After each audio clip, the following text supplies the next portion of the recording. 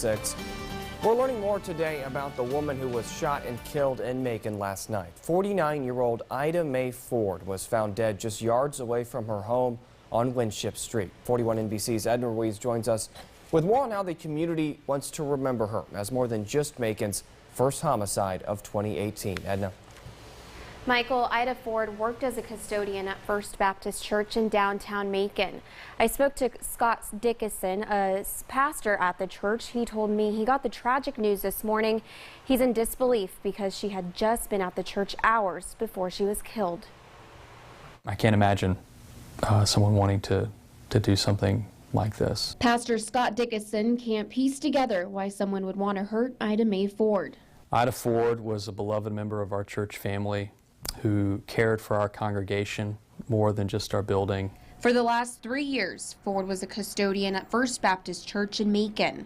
She had a personality that kind of drew you in, just a person that took care of her family and I know provided for them in a lot of different ways and did excellent work for us up here at the church. Monday would be the last time she cleaned the halls of the church's nursery.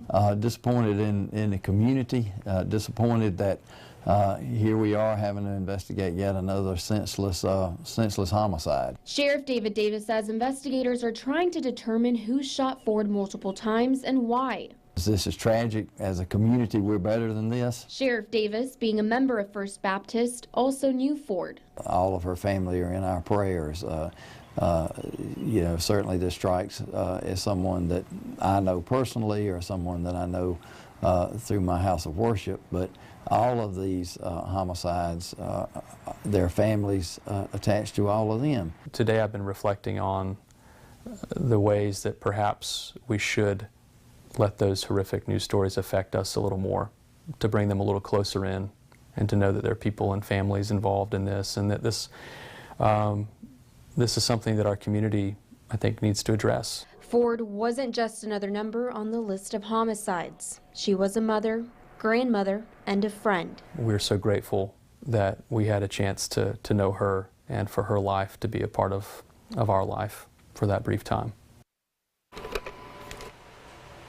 Scott says the church spoke with Ford's family this morning. His congregation plans to help them with whatever they need.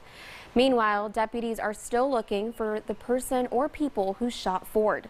Bibb County Coroner Leon Jones says it's still under investigation, but shootings like this one are mostly senseless. He's hoping 2018 isn't a repeat of last year's 30 homicides. There are no winners, there's all losers. All right, you got a person that's dead, you got a person that killed that person, you got two families that are destroyed. I say it all the time. Leon says one homicide just days after the new year is unacceptable. He urges people to put the guns down. If you have any information that could lead to an arrest in this investigation, call the Bibb County Sheriff's Office. That number is 751-7500. Michael?